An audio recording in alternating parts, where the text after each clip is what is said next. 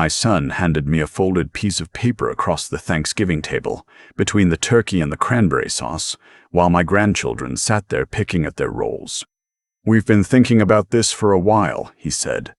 "Sunrise Gardens has an opening. We put your name down." I was 71 years old. I had driven 4 hours to be there. I brought the pie. The paper was a brochure. Sunrise Gardens Senior Living Community, Glendale, Arizona. Amenities included a heated pool, weekly bingo, and a memory care wing. My name wasn't printed on anything yet.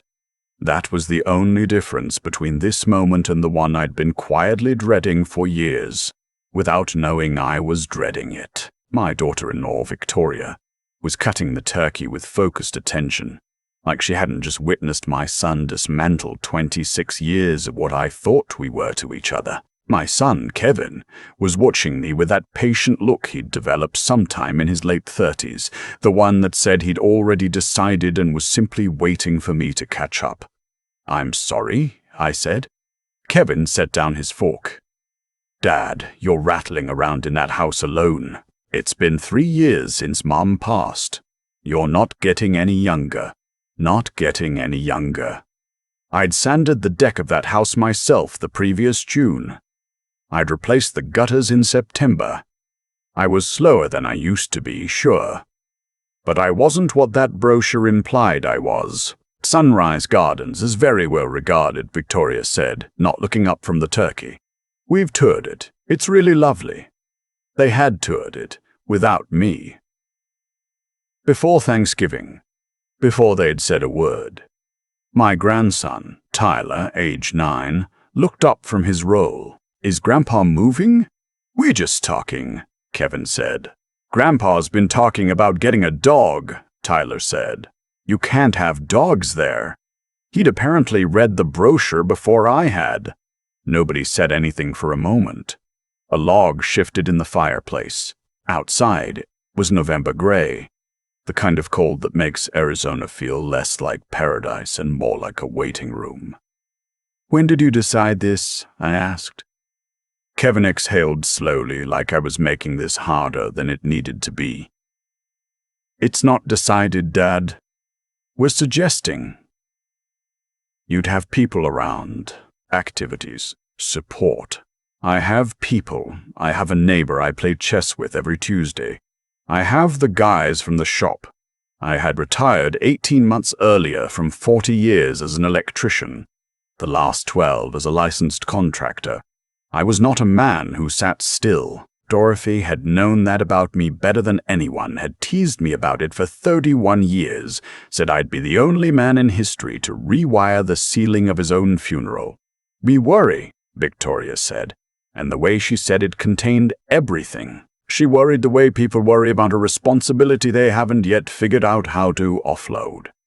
I picked up the brochure, looked at the smiling faces on the cover, the manicured courtyard, the bingo table with its little daubers. I set it next to my plate. "I appreciate you thinking of me," I said, which was the most honest thing I could manage. I wasn't sure appreciation was the right word. "Let me think about it." Kevin looked relieved. Victoria looked satisfied. Tyler went back to his role. I ate Thanksgiving dinner in my son's house with the brochure sitting beside my cranberry sauce, and somewhere between the stuffing and the pie I'd brought, something in me went very quiet and very still. Not the quiet of defeat, the quiet of a man who is doing arithmetic in his head. I had moved into Kevin's house 14 months earlier, not the house we were sitting in now, the house before this one, in Tempe, the one with the underwater mortgage and the leaking roof and Victoria's mother in the guest room, and Kevin's startup job that paid mostly in equity. Dorothy had been gone 11 months. I was alone in the house we'd shared in Flagstaff. Kevin called one Sunday evening and said they needed help, that they were going to lose the place, that Victoria was pregnant with Lily and Tyler was starting 2nd grade, and could I just for a little while. I had sold the Flagstaff house in March. Dorothy and I had bought it in 1991 for $87,000. I sold it for $340,000. That money, every dollar of it, went to Kevin and Victoria. Down payment on the Glendale house they were in now, my name on the deed because Kevin's credit score was 591, 3 late payments, 1 medical collection from when Tyler had his appendix out. Nothing catastrophic, but enough to disqualify him for the loan they needed. In exchange, Kevin said, I'd have the in-law suite off the garage, separate entrance, small kitchen, bathroom, a room for my woodworking bench. Temporary, he said, just until things stabilized. Just until the startup found its footing. That was 26 months ago. The startup had found its footing. Kevin was making $140,000 a year now. They'd renovated the kitchen. Victoria drove a Lexus. Lily had a play structure in the backyard that had cost more than my first car. I had been paying utilities for 14 months. Kevin had asked just to help out, just temporarily, and I'd said yes, because I always said yes, because Dorothy had spent 31 years telling me I said yes too easily. $280 a month for electricity, $120 for water. I bought groceries most weeks because I was the one home during the day. I had paid to have the furnace serviced because it was November, and I knew it needed it and nobody else had gotten around to scheduling it. I had done the arithmetic before Thanksgiving. I did it more carefully that evening when I drove back to my suite. The brochure on the passenger seat. Sale of Flagstaff House, $340,000. Utilities, 14 months, roughly $5,600. Groceries, I was conservative, $400 a month, $5,600. Furnace service, $340. Various repairs I'd done myself. The garbage disposal. The fence section that came down in the August storm. The bathroom tile that had started lifting. If I'd hired someone, $1,300 at minimum. A fraction of what the house had cost me, yes. But I was supposed to be a guest. Temporary, just until things stabilized. Add it up. The suite they'd given me had a north-facing window and a water stain on the ceiling I'd patched myself in June. I sat on the edge of my bed. Dorothy's quilt, the one she'd made the year Tyler was born, and I thought about the way Kevin had watched me across the Thanksgiving table. Patient. Certain. He'd already decided. The deed to the Glendale house was in my name. I want to be honest about the moment I remembered that, because I don't want to make it sound like strategy. It wasn't strategy. It was just... I was sitting there with the brochure in my hands, and I was thinking about Dorothy. And I was thinking about the house she and I had built in Flagstaff and what it had cost us over 30 years. And then I was thinking about what I'd signed in the real estate office 2 years ago. And the thought arrived the way the most important thoughts do, quietly, all at once, with the texture of something that was already true. The house was in my name. Kevin's name was not on the deed. Kevin's name was not on the mortgage. Kevin's credit score had been 591. I was the sole owner of the house my son had put a Lexus in the garage of. I didn't sleep much that night. I lay under Dorothy's quilt, and I looked at the water stain I'd patched, and I listened to the house settle around me, and I thought about what I was going to do. By 4 in the morning, I had an answer. By 6, I had made a list. I found the paperwork in the small fireproof safe I'd kept in the suite since I moved in.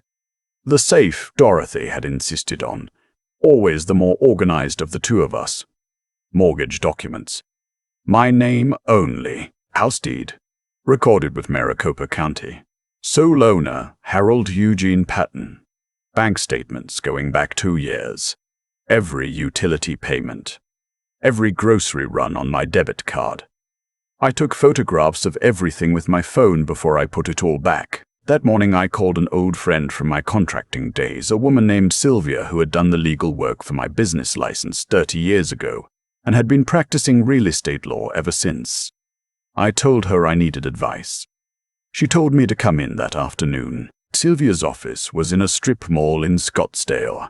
between a nail salon and a tax preparation service. She had a desk covered in files and a window that looked at the parking lot, and she was exactly the kind of person you want sitting across from you when you found yourself in a situation you didn't expect to be in. I told her everything. She listened without interrupting, which I appreciated. And when I finished, she sat back and laced her fingers together.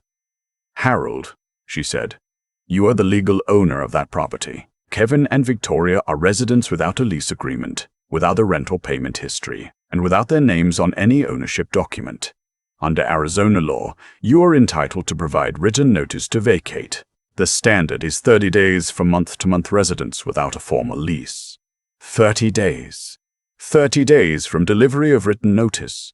If they don't leave voluntarily, we pursue formal eviction through Maricopa County Superior Court. Given your documentation, a judge would rule in your favor. It's straightforward on paper." She paused.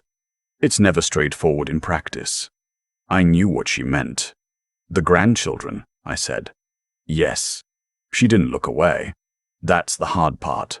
But Harold, you didn't create this situation. You tried to help your son, and your son responded by scheduling a tour of a facility to put you in.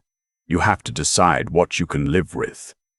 I thought about Dorothy. I thought about what she would say, which is that she would have said it months ago loudly and would not have needed to sleep on it for 3 years. "Draft the notice," I said. "I want to review it before anything happens, but draft it."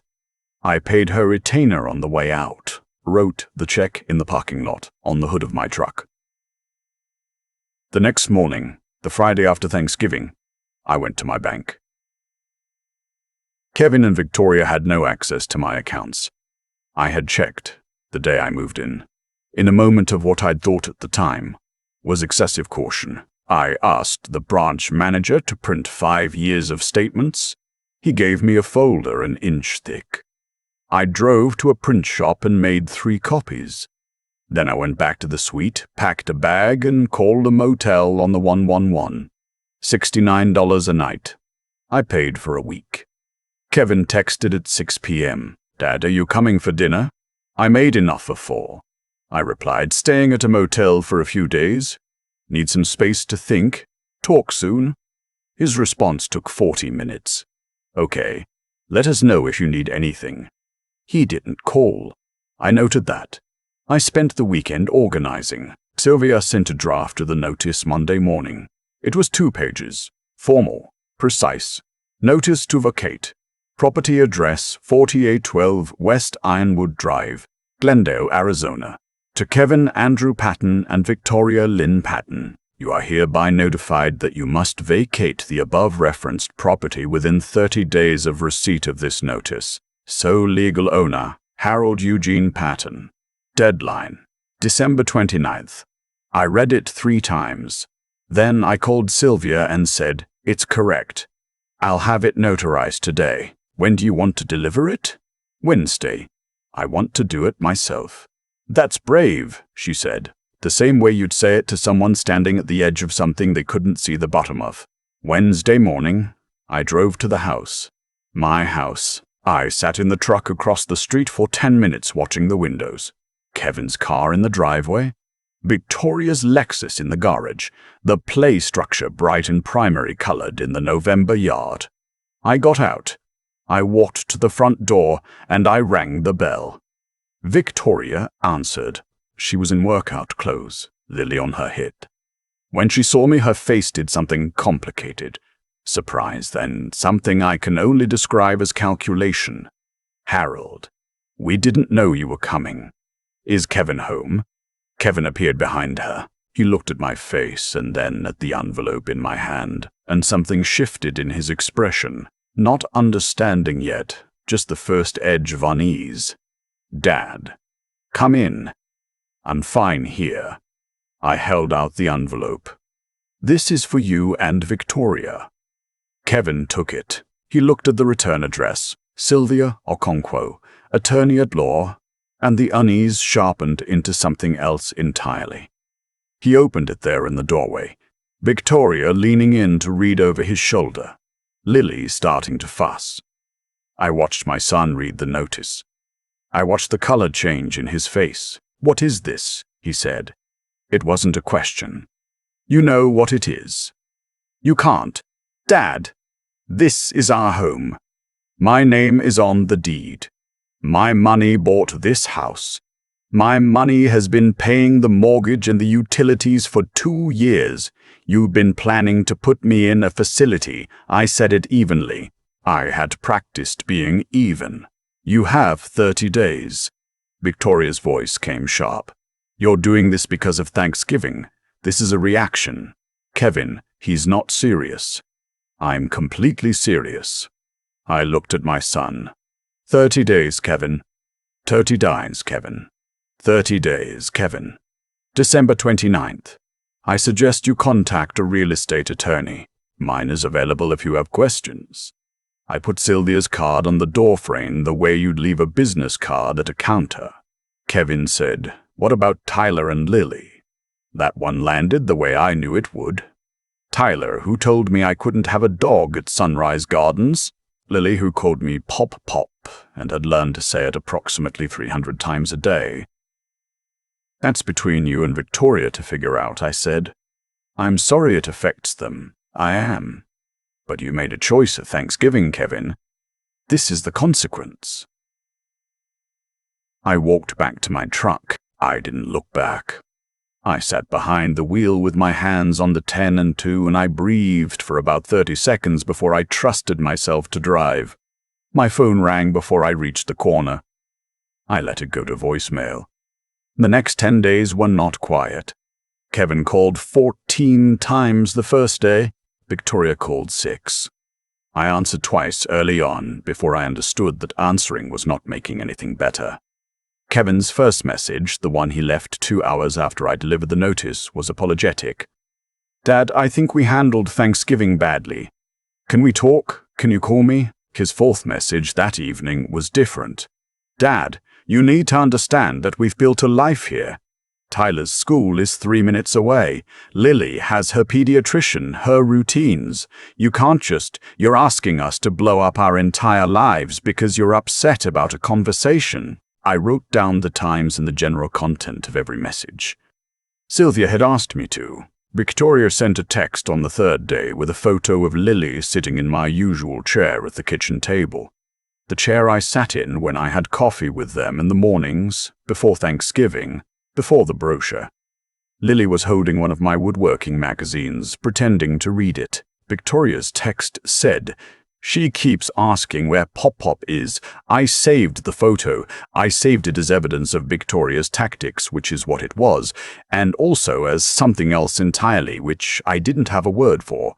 I called Sylvia on day 5. "They're escalating," I said. Calls, texts. Victoria sent a photo of Lily. Kevin implied I was doing this impulsively, that I don't understand what I'm asking them to give up. "Standard response," Sylvia said. "They're hoping you'll feel guilty enough to withdraw. The question is whether they're looking for housing. I don't know. Give it another week. If they're not actively searching by then, that tells you something." I had moved from the motel to a short-term rental apartment by that point. A furnished 1-bedroom in Tempe, $1,100 a month to month.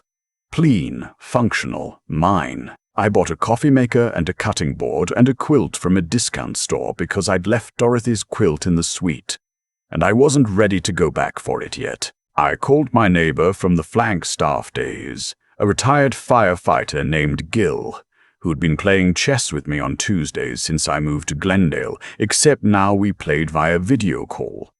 I told him what had happened. He was quiet for a moment, and then he said, "Dorothy would have had that notice drafted the night of Thanksgiving. She wouldn't have waited." He was right, and somehow that made it easier. On day 8, Kevin called from an unknown number. I picked up by accident. "Dad." He sounded different, stripped of the patience, the careful management.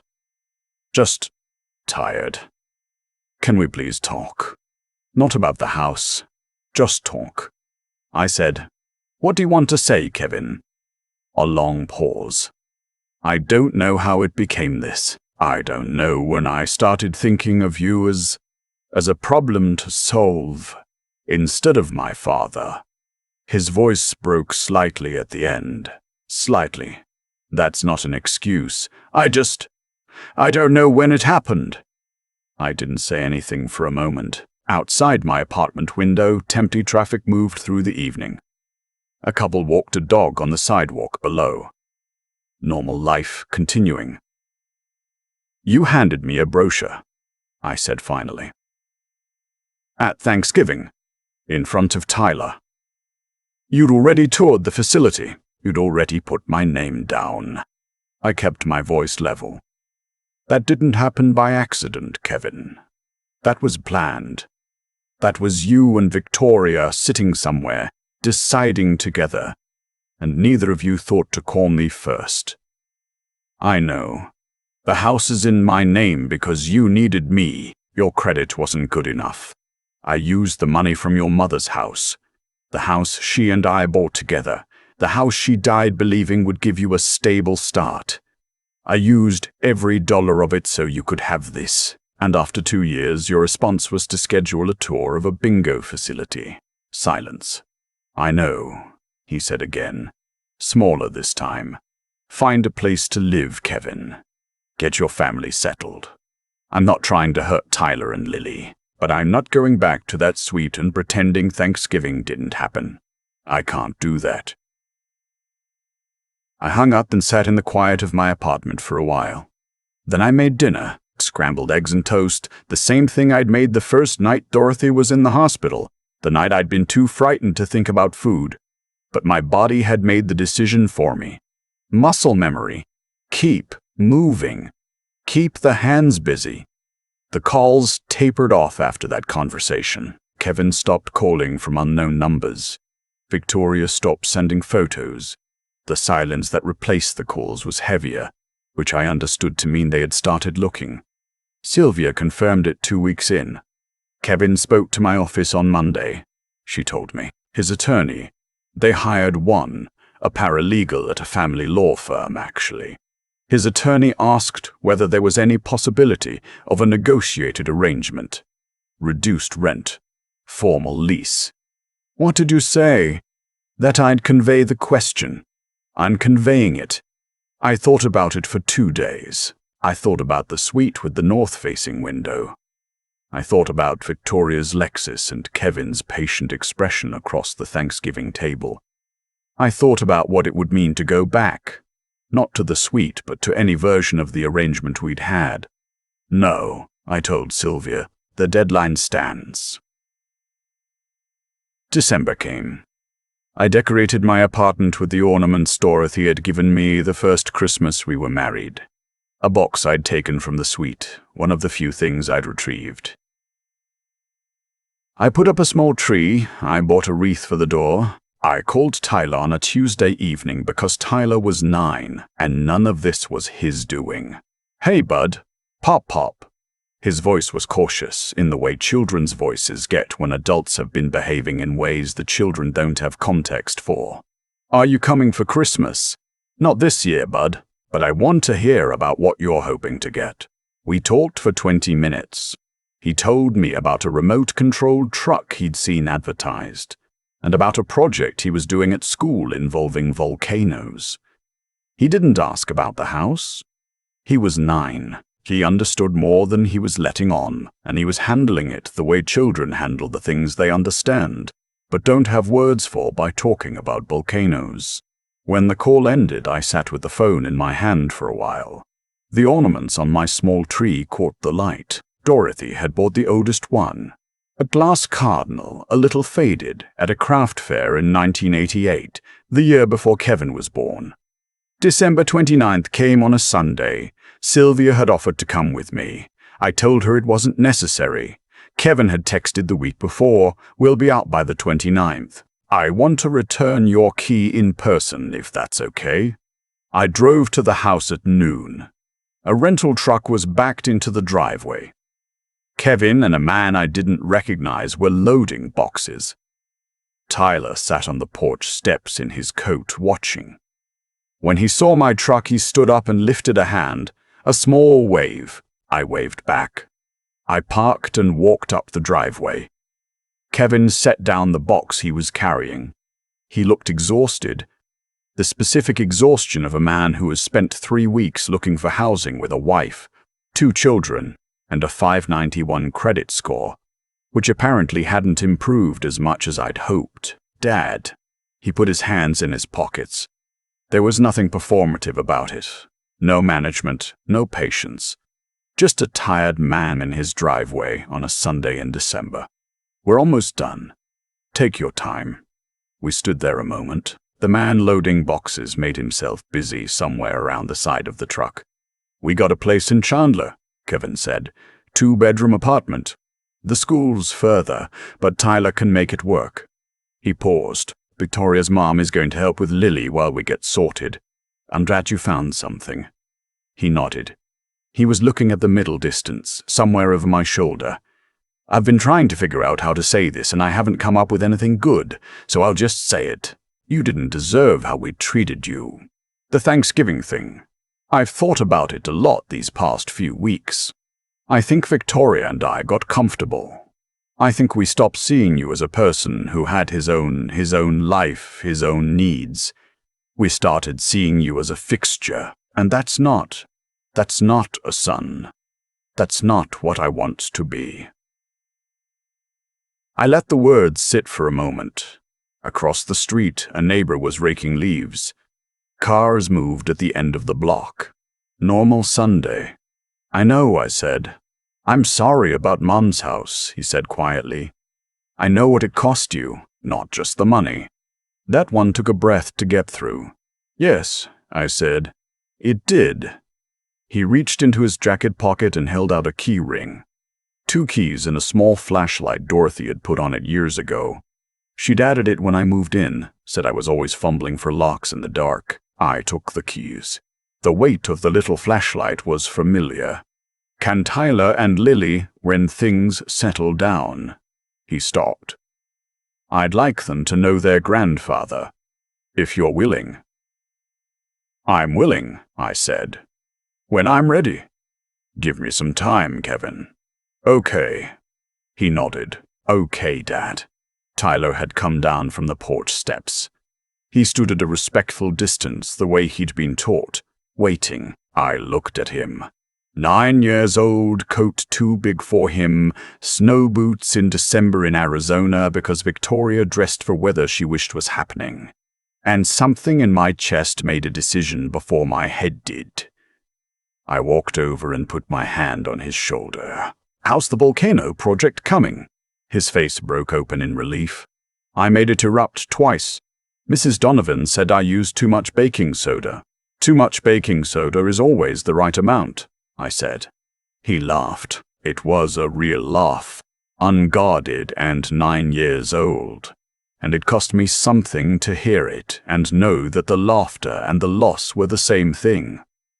That you couldn't have one without reckoning with the other.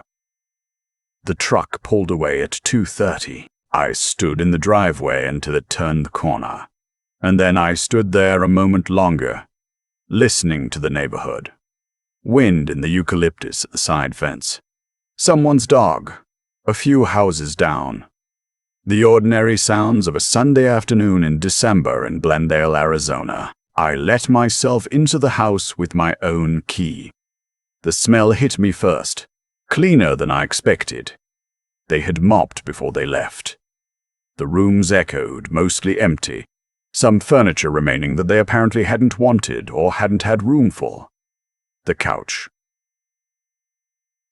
The kitchen table. My woodworking bench, which they'd moved from the suite into the garage at some point in the past month. I found it there, positioned near the window, my tools arranged in the rack I'd built for them.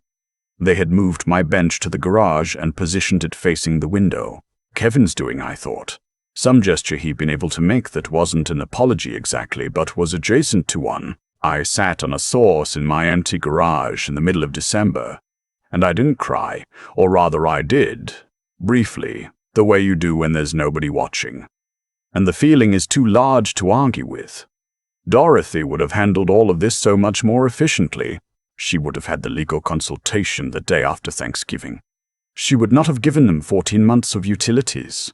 She would have loved Tyler and Lily with her whole heart, and held the line at the same time because she understood, in a way I was still learning, that love and limits aren't opposites, that you can love someone completely and still refuse to disappear for them. I called Sylvia that evening. "It's done," I said. "They wrap by 2:30. How are you?" "I'm not sure yet," I said, which was honest. "Ask me in a month." She laughed. "Harold, for what it's worth, you handled this with more grace than most people would have managed." I thanked her and hung up. And then I walked through the house room by room with the lights on, relearning the shape of the place I'd bought, the place that held Dorothy's money and 30 years of what we'd planned and all the complicated love I had for a son who'd forgotten for a while how to see me. I had plans. Put the suite back the way it was. Clear out the water stain I patched, add a real kitchen, make it a proper guest space for when Tyler and Lily visited, because they would visit, because I intended to make sure of that. Refinish the floors in the front room, build something in the garage, something with my hands, something that required attention and time. The winter light came through the garage window and fell across my workbench, my tools in their rack, Dorothy's flashlight in my pocket. I had work to do. I was still, as Tyler would say, pretty good at it. I've thought a lot about the word comfortable since that Thanksgiving. Not comfortable in the good sense. The kind you earn, the kind that comes from a life built carefully over decades. I mean comfortable the way Kevin and Victoria had gotten comfortable, the way people stop seeing what's right in front of them because it's always been there. That's the thing about consequences nobody tells you when you're young. They don't arrive with sirens. They accumulate quietly, in small choices, in the way you speak to someone at a dinner table, in the way you hand a man a brochure for a bingo facility on a Thursday in November, without once asking him how he's feeling about his life. Kevin didn't wake up one morning and decide to stop seeing me as his father. It happened slowly in increments, across months of me saying yes, and him forgetting to ask. That's how it always works. Not a single catastrophic failure, but a long series of small ones that nobody bothers to correct because correction feels like conflict. And conflict feels worse than silence. I spent 31 years watching Dorothy correct things the moment they needed correcting. She didn't let small wrongs become large ones. She'd have told Kevin within the first week in that house that a north-facing suite with a patched ceiling wasn't what she'd agreed to. She'd have said it kindly, clearly, once, and that would have been enough. I kept patching the ceiling myself and calling it helping. I thought silence was generosity. What it actually was, I understand now, is a failure of honesty. To Kevin, to myself, to Dorothy's memory. There's a version of this story where I hand Kevin that notice and I feel righteous, like I've won something. I want to be honest. That's not how it felt. Sitting in my empty garage on the day they moved out, what I felt was tired and sad and grateful in a way that was mixed up with grief. Because the situation I had just resolved was a situation I had partly built, not with cruelty, with too much softness, with a habit of absorbing what I should have named. What I know now at 71, that I didn't understand at 40. A man who won't hold a line teaches everyone around him that the line doesn't exist. Kevin learned that from me. He learned that his father would rearrange himself to accommodate whatever was needed. That's not a criticism of my son. That's an accounting of what I modeled. The Thanksgiving brochure didn't come from nowhere. It came from years of me demonstrating, quietly and consistently, that my needs were negotiable. The hardest kind of wisdom is the kind you arrive at by looking clearly at your own role in a situation that hurt you. I'm not saying Kevin was right. He wasn't. What he and Victoria did was unkind, and I'll carry the weight of that Thanksgiving table for a long time. But wisdom isn't about who was wrong. It's about what you do with the understanding.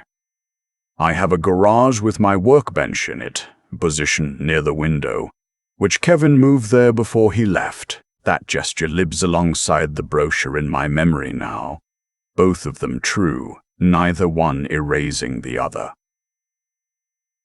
What I want Tyler to know someday when he's old enough to sit with his grandfather and actually hear it is that strength and gentleness aren't opposites. You can love someone completely and still require that they treat you with dignity. Those two things don't cancel each other out. Knowing the difference, knowing when generosity becomes disappearance, that's not something anyone teaches you. It's something you learn, usually the hard way, usually later than you'd like. I learned it at 71 with Dorothy's flashlight in my coat pocket and a 30-day notice in a legal envelope. Better late than never. I still believe that.